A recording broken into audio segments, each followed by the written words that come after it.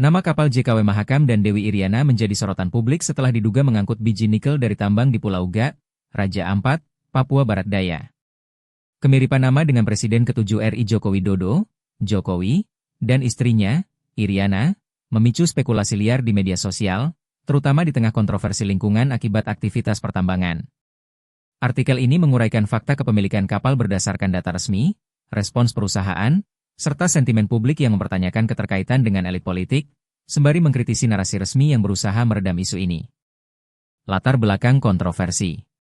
Kontroversi dimulai ketika video viral di media sosial menunjukkan kapal-kapal tersebut beroperasi di perairan Raja Ampat, kawasan terkenal sebagai geopark UNESCO dengan keanekaragaman hayati laut yang luar biasa.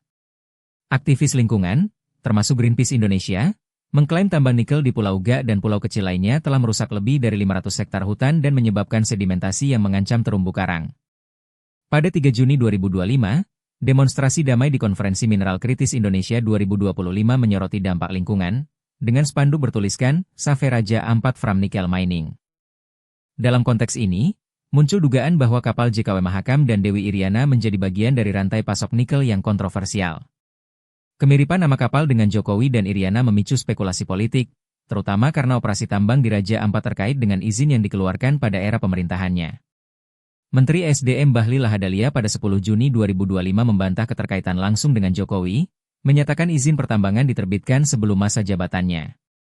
Namun, publik tetap mempertanyakan transparansi di balik operasi ini, terutama mengingat peran PT Antam, BUMN yang dikendalikan pemerintah, dalam tambang tersebut.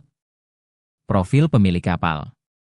Berdasarkan data Direktorat Perkapalan dan Kepelautan Kementerian Perhubungan, terdapat 8 unit kapal bernama JKW Mahakam, nomor 1, 2, 3, 5, 6, 7, 8, 10, dan 6 unit Dewi Iriana, nomor 1, 2, 3, 5, 6, 8. Mayoritas kapal ini dimiliki oleh PT Pelita Samudra Sreya, PSS, anak usaha PT IMC Pelita Logistik Tbk, PSSI, perusahaan publik yang terdaftar di Bursa Efek Indonesia dengan kode saham PSSI. PSSI, yang awalnya bernama PT Pelita Samudra Shipping Tbk pada 2007 dan berganti nama pada 2022, bergerak di jasa angkutan laut, termasuk pengangkutan mineral seperti nikel dan batu bara. PSSI dikendalikan mayoritas oleh PT Indo Prima Marine, 43,83% saham per 31 Maret 2025, yang pada gilirannya dimiliki PT Himpunan Primajaya. Pemilik saham utama PT Himpunan Primajaya adalah Konstan Marino Ponggawa dan Al-Hakim Hanafiah, figur yang tidak memiliki keterkaitan langsung dengan keluarga Jokowi berdasarkan data publik. Selain PSS, beberapa kapal juga dimiliki oleh perusahaan lain, seperti PT Sinar Pasifik Lestari, JKW Mahakam 5 dan 8, Dewi Iriana 6, dan PT Permata Lintas Abadi, JKW Mahakam 7, Dewi Iriana 8, yang berfokus pada logistik tambang. PSSI melalui pernyataan resmi pada 10 Juni 2025 menegaskan bahwa penamaan kapal merujuk pada wilayah operasi di Sungai Mahakam, Kalimantan Timur, bukan tokoh publik. Direktur PSS, Desi, menyatakan bahwa video operasi kapal di Raja Ampat adalah data lama, dan saat ini kapal-kapal tersebut beroperasi di Kalimantan Timur, tidak terlibat dalam transportasi nikel dari Raja Ampat. Namun, ketidaksesuaian ini memicu skeptisisme, mengingat jejak logistik nikel dari Pulau Ga ke smelter di Halmahera dilaporkan melibatkan kapal serupa. Konteks tambang dan logistik nikel. Tambang utama di Raja Ampat dikelola oleh PT Ga Nikel, anak usaha PT Antam, yang mulai beroperasi sejak 2018 berdasarkan izin 2017. PT Ga Nikel memiliki konsesi 13.136 hektare, dengan 260 hektare dimanfaatkan dan sebagian direklamasi, menurut Menteri ESDM Bahlil Lahadalia. Namun, Kementerian Lingkungan Hidup pada Mei 2025 melaporkan pelanggaran serius, termasuk jebolnya kolam settling pond di Pulau Manuran milik PT Anugerah Surya Pratama, menyebabkan sedimentasi. Aktivitas ini bertentangan dengan Undang-Undang Nomor 1 Tahun 2014 tentang pengelolaan wilayah pesisir dan pulau-pulau kecil, yang melarang penambangan di pulau kecil. Kapal-kapal seperti JKW Mahakam dan Dewi Iriana diduga menjadi bagian dari logistik yang mengangkut biji nikel dari Pulau Ga ke smelter, sebagian besar di Weda, Halmahera. Analisis pelacakan kapal oleh aktivis menunjukkan pola pengiriman yang konsisten, meskipun PSSI membantah keterlibatan.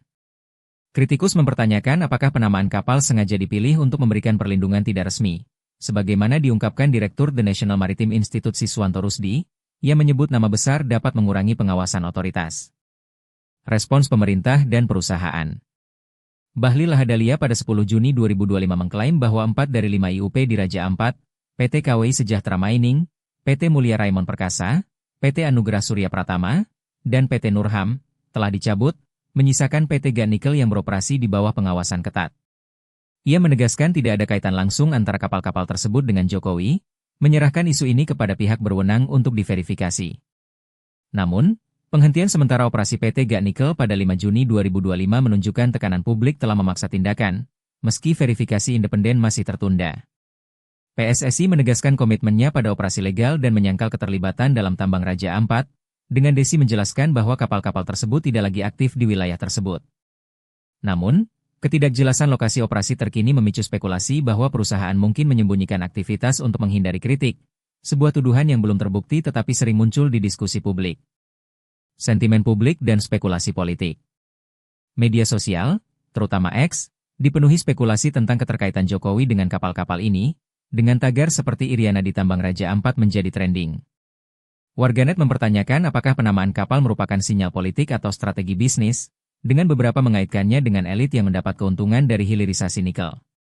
Aktivis lingkungan seperti Melki Nahar dari Jata menyerukan audit independen terhadap rantai pasok nikel, termasuk peran kapal-kapal tersebut. Narasi bahwa Jokowi atau keluarganya memiliki kepentingan langsung belum didukung bukti konkret, tetapi kemiripan nama memicu teori konspirasi. Pendukung pemerintah berargumen bahwa spekulasi ini adalah upaya oposisi untuk melemahkan legitimasi pasca jabatan, sementara kritikus melihatnya sebagai indikasi korupsi sistemik dalam industri tambang. Implikasi dan tantangan.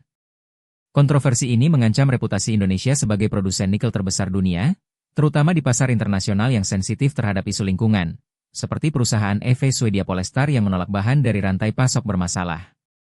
Jika terbukti, keterlibatan kapal-kapal ini dalam transportasi nikel dari Raja Ampat dapat memicu sanksi dagang atau tekanan dari komunitas global. Pemerintah di bawah Presiden Prabowo Subianto menghadapi tekanan untuk membuktikan komitmen pelestarian lingkungan sambil mempertahankan hilirisasi. Audit independen terhadap PT GAN Nikel dan logistiknya, termasuk kapal JKW Mahakam dan Dewi Iriana, menjadi tuntutan utama, dengan aksi damai dijadwalkan pada 15 Juni 2025 di Sorong. Pemilik kapal JKW Mahakam dan Dewi Iriana yang diduga mengangkut nikel dari tambang Raja Ampat adalah PT Pelita Samudra Sreya, anak usaha PT IMC Pelita Logistik Tbk, dengan saham mayoritas di tangan PT Indo Prima Marine. Meski perusahaan membantah keterlibatan di Raja Ampat, fakta lapangan dan spekulasi publik menunjukkan potensi keterkaitan dengan rantai pasok nikel. Tanpa verifikasi transparan, narasi bahwa kapal-kapal ini terkait elit politik akan terus bergema, meninggalkan pertanyaan besar tentang integritas industri tambang dan dampaknya pada Raja Ampat.